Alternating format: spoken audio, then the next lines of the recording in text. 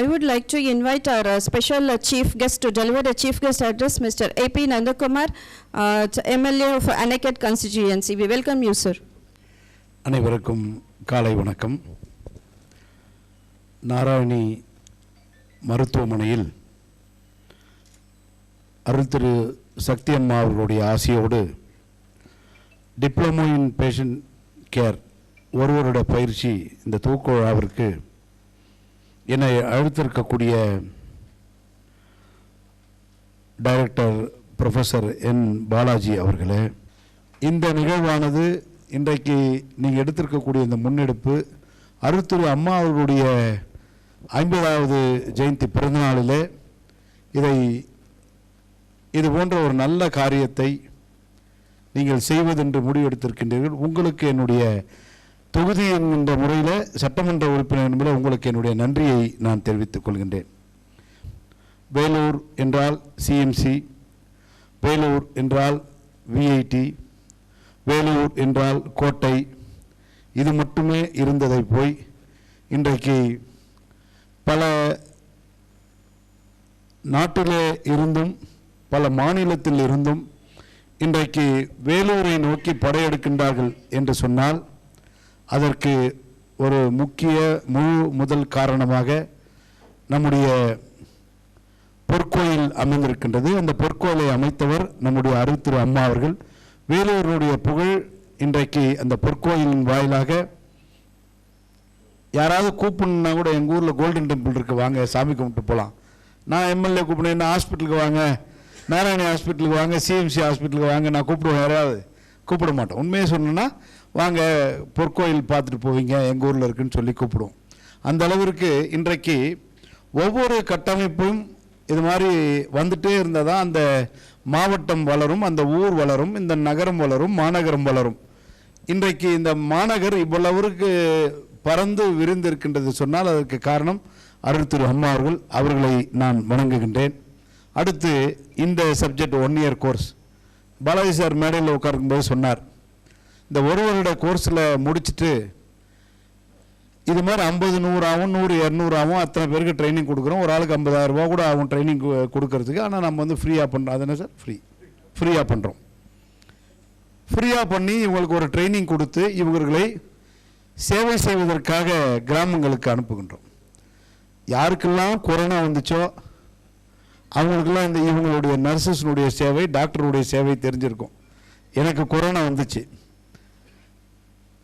21 மே 7ஆம் தேதி சட்டமன்ற உறுப்பினராக 2வது முறை பொறுப்பேற்று 8ஆம் தேதி திருப்பதி போய் தரிசனம் பண்ணிட்டு, சரி ஒரு வாரம் வெளியே இருந்தோமே கொரோனான்னு சொல்கிறாங்களே அப்படின்னு போய் டெஸ்ட் பண்ணால் கொரோனான்னு சொல்லிட்டாங்க. ஹாஸ்பிட்டலில் போய் படுத்திருந்தேன். ஒரு 3 நாள் ஹோட்டலில் படுத்திருந்தேன், ஒன்றும் தெரில. 4வது நாள் சாப்பாடு இறங்கலை, உயிர் பயம் வந்துருச்சு. நேராக சிஎம்சியில் போய் படுத்துட்டோம். அந்நேரத்துக்கு எங்கே இருந்தால் இடம் இருந்துச்சு, போய் படுத்துட்டோம். போய் படுத்த உடனே மூட்டு வலி, ஜாயிண்ட் வலி எதோ எடுக்குது. ஆனால் அந்த ப்ரீத்திங் ப்ராப்ளம் எனக்கு வரல. ரொம்ப சிரமப்பட்டோம். ஹாஸ்பிட்டலில் படுத்துருக்கும்போது டாக்டர் வந்து பார்த்துட்டு போயிடுவாங்க. நர்ஸ் மட்டும் 3 டைம்ஸ் வருவாங்க. அவங்கள நான் கேட்குறது, என்னம்மா எப்படிம்மா நீங்களாம் வீட்டுக்கு போகிறீங்களான்னு. 3 நாள் 4 நாள் ஒரு தடவை வீட்டுக்கு போகிறோம் சார். உண்மையுமே கடவுளை யாராவது பார்த்துருக்குமா? கடவுள் ரூபத்தில் டாக்டர்களையும் நர்ஸஸையும் அன்றைக்கி நாம் யாரெல்லாம் கொரோனா வந்துச்சோ, உயிர் பயம் யாராருக்கெல்லாம் வந்துச்சோ அவங்களாம் கடவுள் ரூபத்தில் அவங்களை நாம் பார்த்துருக்குறோம். ஏன்னா அந்த கொரோனா காலகட்டம்ன்றது மிகப்பெரிய காலகட்டம். வெங்கடேஷ்லாம் நான் பயங்கரமாக சண்டையே போட்டிருக்கேன், பேஷண்ட்டுக்கு இடம் கொடுக்கல அப்படி ரொம்ப ஒரு பயங்கரமான வாக்குவாதங்கள்லாம். காரணம் அந்த நேரத்தில் யாருக்காவது ஹெல்ப் பண்ணியே ஆகணும். இந்த 2வது கொரோனா வந்த நேரம் பார்த்தீங்கன்னா ஆக்சிஜன் இல்லாமல் பாலாஜி சார் ஃபோன் பண்ணுவோம், சார் எனக்கு ஆக்சிஜன் சீக்கிரம் வேணும் சார். அப்போது நம்ம டிஆர்ஓ இவர் இருந்தாருங்க, அவர்கிட்ட சொல்லி ஆக்சிஜன் அங்கேருந்து எஸ்கார்டு போட்டு கொண்டு வருவோம். கவர்மெண்ட் ஹாஸ்பிட்டலில் 300 பேர் 500 பேர் இருக்காங்க, 1 மணி நேரம் 2 மணி நேரத்தில் ஆக்சிஜன் வரலாம், உயிர் போயிடும் அப்படின்னாங்க.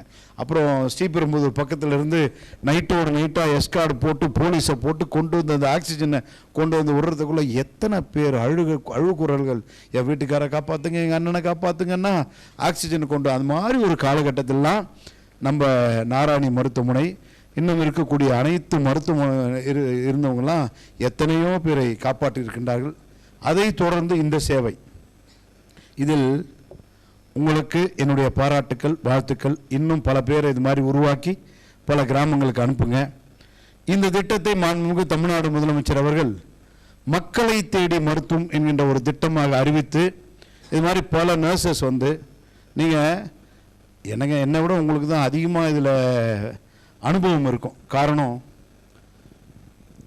உண்மையாக தாய் தந்தையரை நேசிக்கக்கூடியவர்கள், உண்மையாகவே கடவுளுக்கு பயந்து நம்ம அப்பா அம்மா அண்ணன் தம்பி ஐயோ மொத்தம் கால் மொத்தம் சீவு பிடிச்சிருக்கு ஏன் அப்பா ஏன் அம்மா அப்படின்னு அதெல்லாம் தொடச்சி காலையில் அப்பா அம்மாவுக்கு சேவை செய்கிறவங்க பல பேர் உண்டு.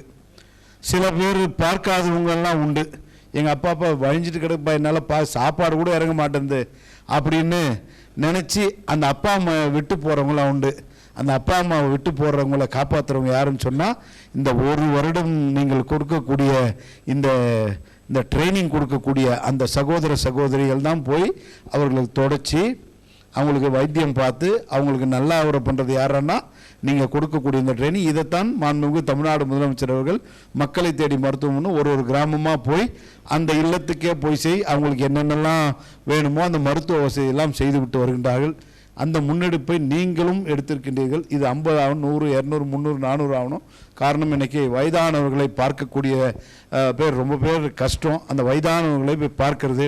இப்போ யாராவது ரொம்ப கொஞ்சம் வசதியாக இருந்தால் என்ன பண்ணுவாங்கன்னா, அவங்க அப்பா அம்மாவை பார்க்க முடியல, வெளியூரில் வெளிநாட்டில் இருப்பாங்க, அவங்க அப்பா அம்மாவை போய் பார்த்துக்கணும். அங்கே வந்து மேல் நர்ஸ் ஃபீமேல் நர்ஸ் தேவைப்படுவாங்க.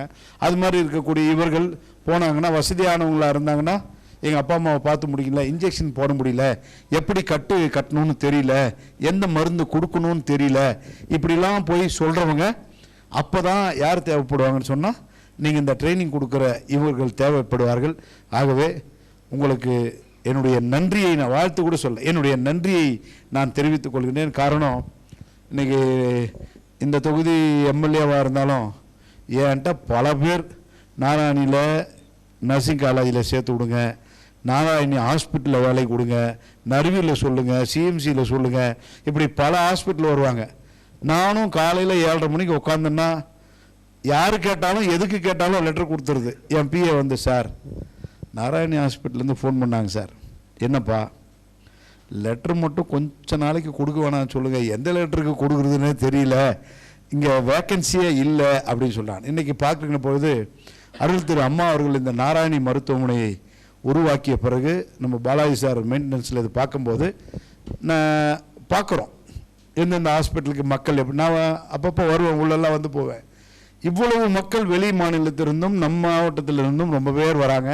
ஒரு அர்ப்பணிப்பு சேவையோடு அருள் திரு அம்மா அவர்கள் துவக்கி வைத்திருக்கக்கூடிய இந்த மருத்துவமனை பல ஏழை எளிய மக்களின் வாழ்க்கை அவங்க தொலைச்சிட்டு இங்கே வரும்போது அவர்களை காப்பாற்றி அனுப்பக்கூடிய இந்த மருத்துவமனையாக திகழ்ந்து கொண்டிருக்கின்றது. ஆகவே இந்த ஒரு வருஷம் இந்த டிப்ளமோ கோர்ஸு இந்த தடவை 50ன்னு சொன்னாங்க. அடுத்து அம்மாவுடைய 51வது ஜெயந்தியில் அது அப்படியே 100 ஆகி அவங்களுக்கு ட்ரைனிங் கொடுத்து அமிச்சிங்கன்னா அவங்களுடைய வாழ்வாதாரம் ஒரு 15,000 சம்பளம் சொல்ல ஒரு 20,000 கூட கிடைக்கும். இன்றைக்கெல்லாம் 20,000 சம்பளம்ன்றது வந்து ஒன்றும் பெரிய இது கிடையாது. காரணம் என்னென்னா, பிஇ படித்தவங்க கூட ஒரு 10,000, 15,000, 20,000 சம்பளம் செய்கிறாங்க. தனக்கென்று ஒரு தொழில் தெரியும், ஒருத்தரை நம்மளால் காப்பாற்ற முடியும் அப்படின்ற அவங்களுக்கு உண்டான ஒரு ட்ரைனிங்கை கொடுக்கக்கூடிய நாராயணி மருத்துவமனைக்கு என்னுடைய நன்றி. அருள் திரு அம்மா அவர்களை வணங்கி என்னை அழைத்த சகோதரர் பாலாஜி அவர்களுக்கும் இந்த மருத்துவமனைய நிர்வாகத்திற்கும் என்னுடைய நன்றியை தெரிவித்துக் கொண்டு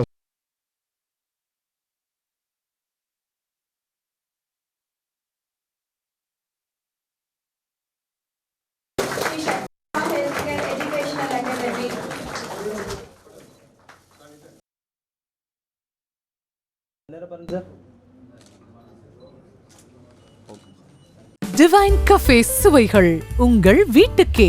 காலை சிற்றுண்டி, மதிய உணவு, மாலை ஸ்நாக்ஸ், இரவு விருந்துகள், 24 மணி நேர சேவை, இலவச மற்றும் விரைவான டெலிவரி.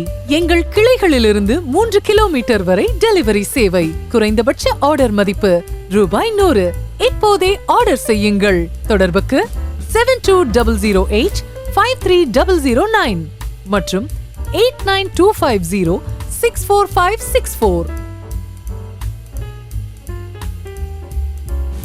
ஸ்ரீ சுகி பார்மா, மக்களை தேடி மருந்தகம். 24 மணி நேர சேவை, இலவச ஹோம் டெலிவரி, சிறப்பு சலுகை 5% முதல் 20% வரை, குறைந்தபட்ச ஆர்டர் மதிப்பு ₹100. அனைத்து வகையான மருந்துகள், அறுவை சிகிச்சை பொருட்கள், அழகு சாதன பொருட்கள் என அனைத்திற்கும் சிறப்பு தள்ளுபடி. தொடர்புக்கு 9500111961 மற்றும் 7200251666. வேலூர் மாநகரில் நடக்கும் முக்கிய நிகழ்வுகளை ஒளிப்பதிவு செய்து தரும் நிறுவனம் வணக்கம் வேலூர். வணக்கம் வேலூரில் உங்களுடைய நிகழ்ச்சியும் இடம்பெற வேண்டுமா? தொடர்பு கொள்ளுங்கள் 9677858483 9677858483.